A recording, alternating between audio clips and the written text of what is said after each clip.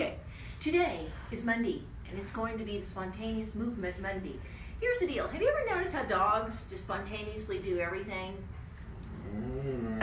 like that. That wasn't planned. Okay, so really actually think about it that I'm bringing the spontaneous movement stuff into your life is that all movements in some way should really actually be spontaneous. You know, you should be in your body enjoying it. At least that's my idea. So today I'm going to do a handstand.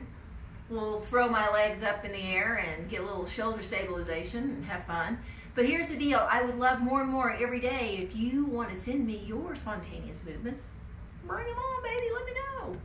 And not just plan your workouts, but enjoy doing a little all the time. Okay? Enough of that. Here we go. Gotta move a chair. Because you know what? Can't move a dog. But I can move a chair. And we got that. I'm not going to hit the table. Okay. I think I got clearage. There we go. Right now? Do I have enough? That looks good, doesn't it? Okay. There we go. Just feels so good. I've actually done a few of these today, but I didn't have anybody to video it for you. So right now I'm just videoing it. And that's it. Over now.